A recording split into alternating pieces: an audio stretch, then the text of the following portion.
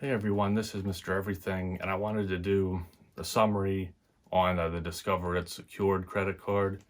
Um, there's different things you can talk about, like how you sign up or anything. I just wanted to talk about my experience with it. It's a positive experience, but there's a lot of other videos out there, so I don't think I need to get into every single thing about it, but I just want to talk more so about how it went for me. So I guess the main reason why I had to get a secured credit card was I don't have any available credit.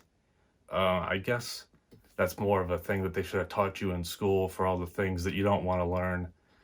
The amount of time I had to put into learning about all this, it would have been nice if it could have just been done in school.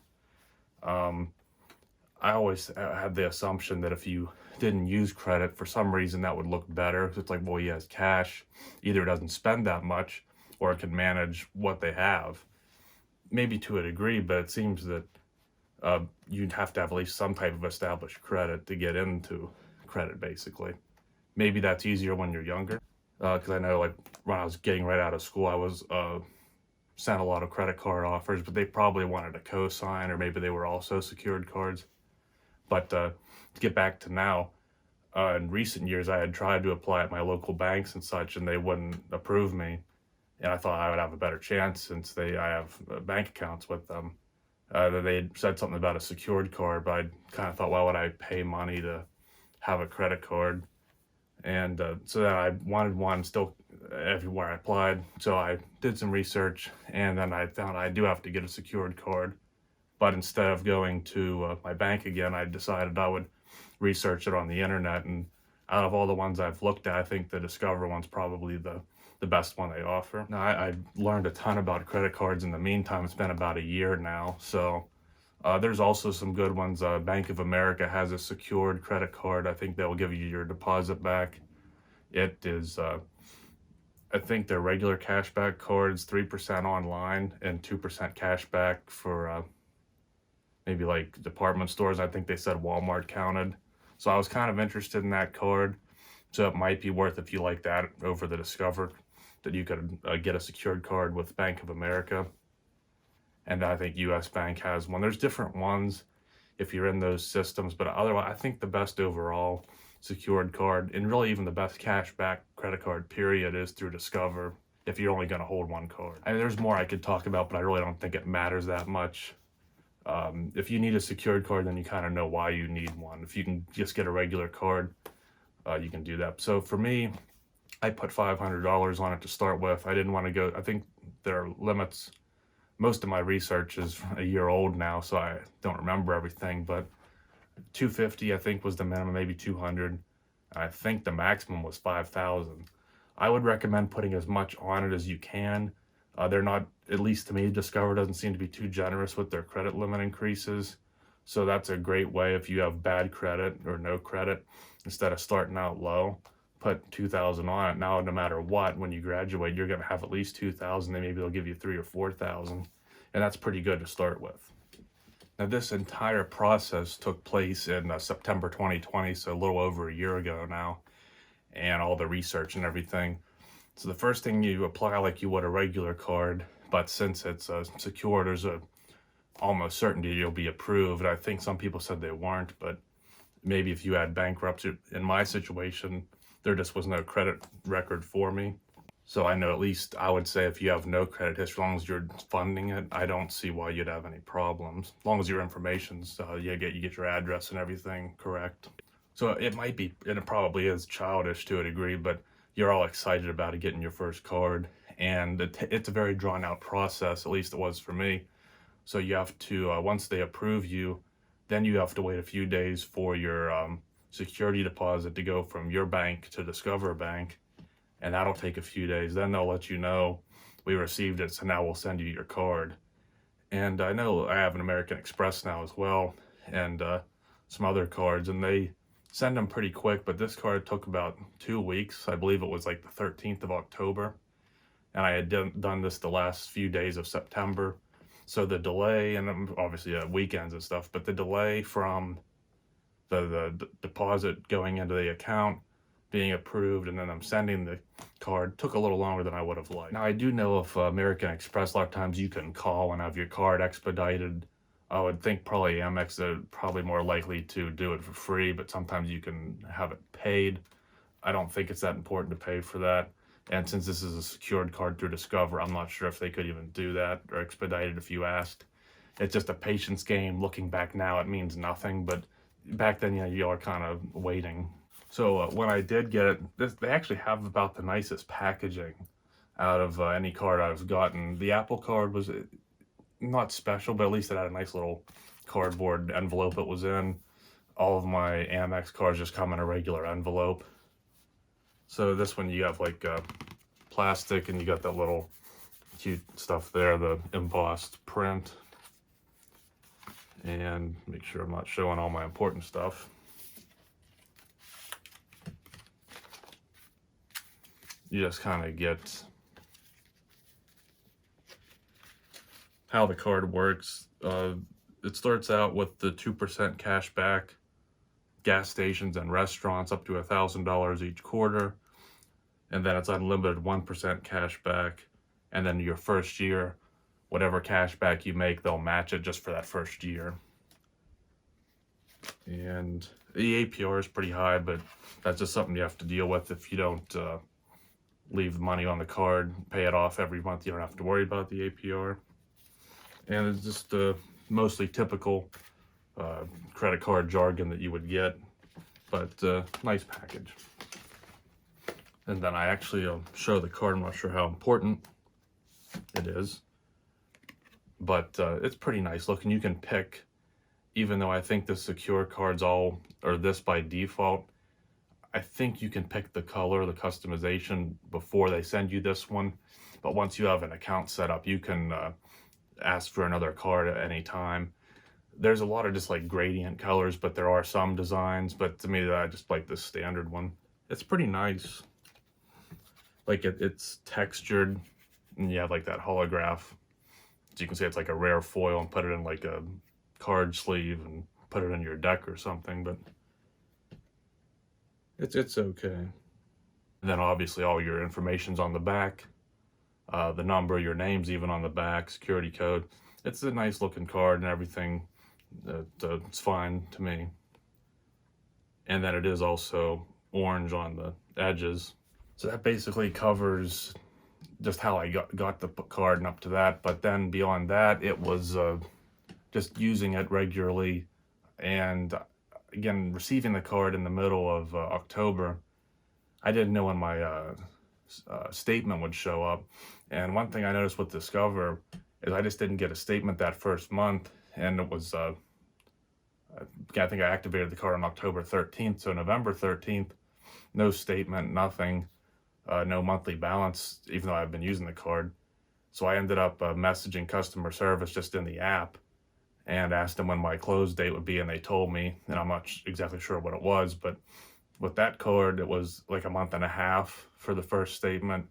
Other cards, I haven't had that problem. Like they usually start from when you receive the card or when you applied for the card, and it's just 30 days from then. So if you get the card in a week, it's still within that first cycle. So I'm not sure if that's a Discover thing, but the customer service, they made it very clear, and they're really good. Like they say that they're rated the best, and I haven't really dealt with anyone else, but they are much better than any other type of customer service I've dealt with before, that's for sure.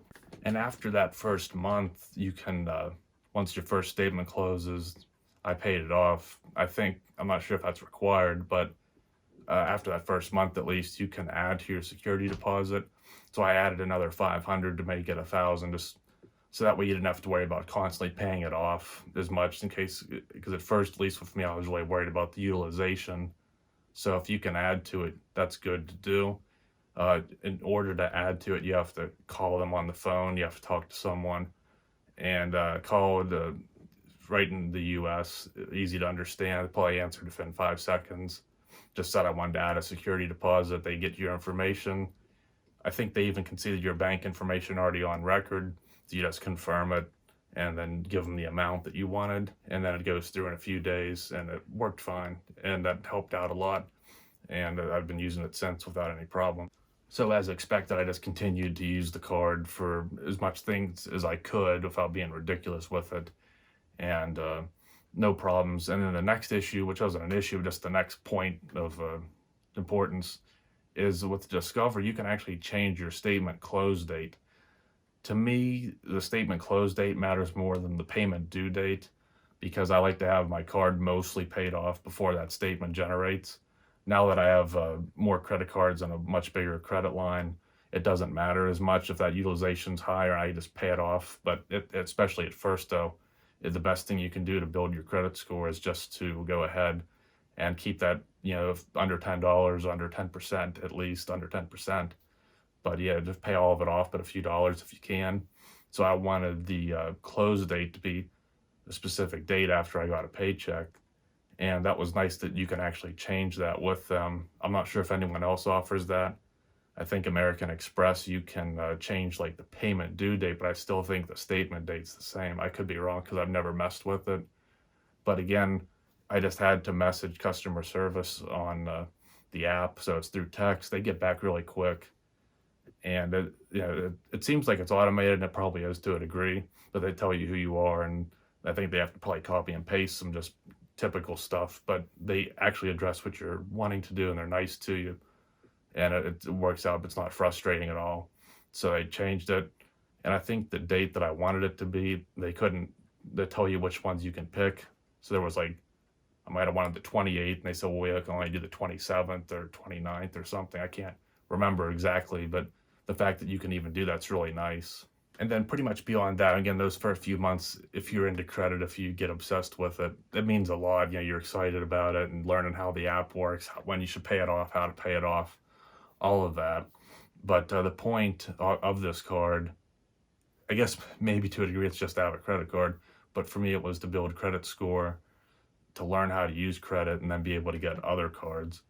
And it started building it. They report to all the bureaus. No, I didn't have any problems. I believe there are FICO scores through TransUnion in the app, and it'll just say there's no score generated for you at the time. So if you have like bankruptcy or a horribly low score, you might be able to view it right off the bat. But for me, there was just no score until I went to public school, so let me count on fingers. So I had all October, November, December, January, February, and I think March. So that's 6 months, but it was only 5 statements because I never got a October statement. It was all on the November. So after 5, 6 statements, I believe that was when I got my credit score. I started using the Experian app, and I had a paid version at that time so I could view all of the bureaus just to learn how it worked. And I started out, I think my first one was like 710 or 716. So really good for not having a credit score, and just that's what you start out at. I don't know if there are other things that could cause you to start out higher or lower if you don't have a score, if that's always where you're going to start out if you make your payments and keep your utilization low. But if you were in a bad situation, it'd probably take longer to get there. But just when I first saw that score, I was very happy because that's a really good place to start with. Because at that point, anything in the 700s, you can pretty much get approved for any card, unless it's like a specific membership card or something that might be a little hard, like through a bank that wants more of a relationship. And I use my iPhone, and so just by default, you get the Apple Card offers every now and then.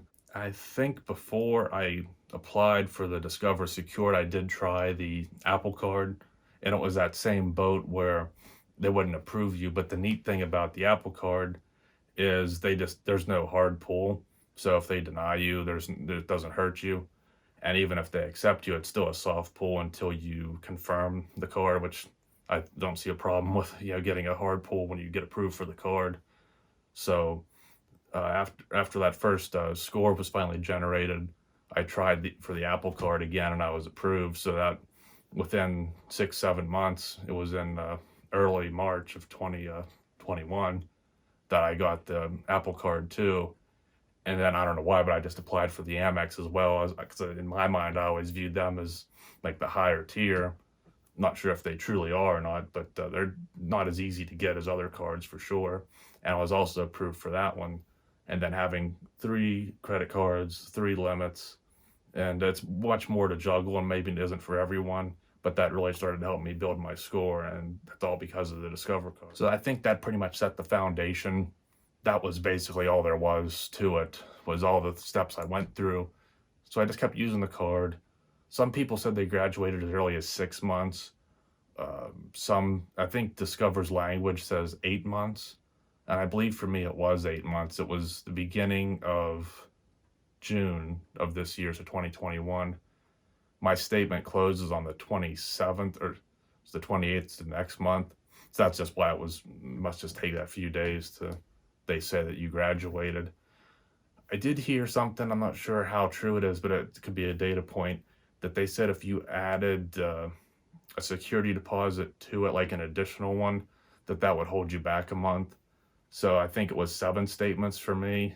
In that first statement, I did have the security deposit added, that extra one. So I'm not going to say either way. Again, it's one of those things it's just because it's your first card.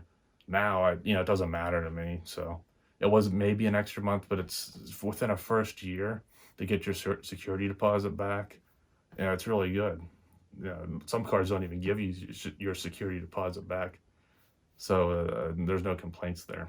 So everything at this point's been great about Discover. The customer service is excellent. Never had any problems. Again, the fact that I was able to get that card when I couldn't get any other card, get a good credit score.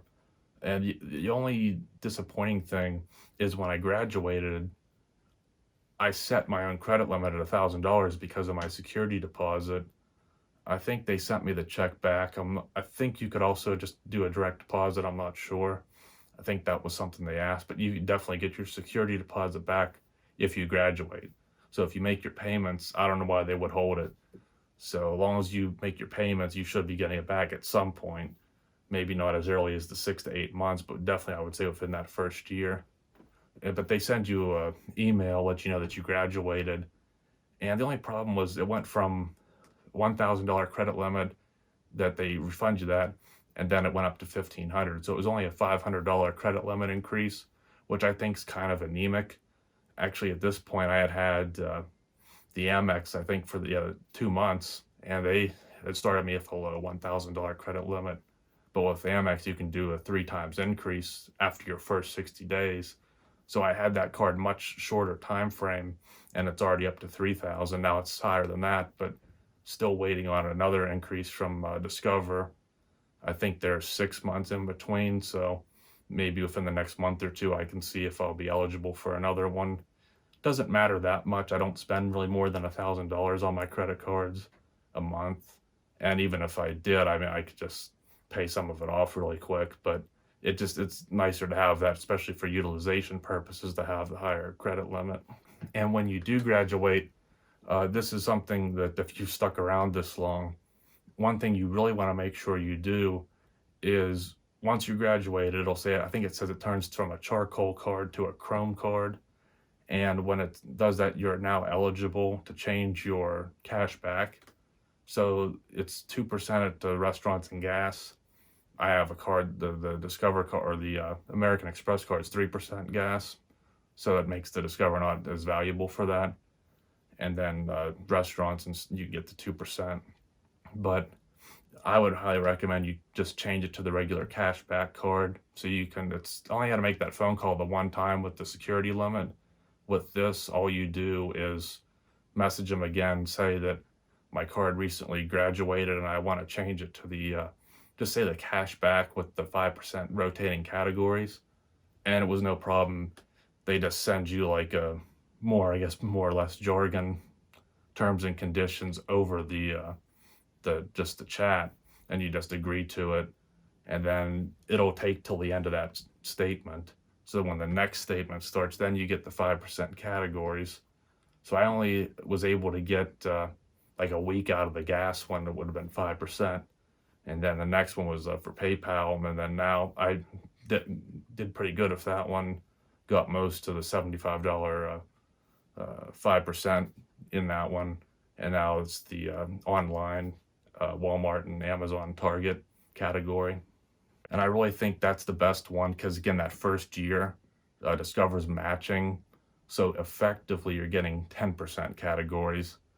Now, that's only for the first year. So and you're gonna need at least 6 months until you can graduate to the categories. If your card graduates, switch to the categories, and then you get otherwise you're getting just the 1 to 2%.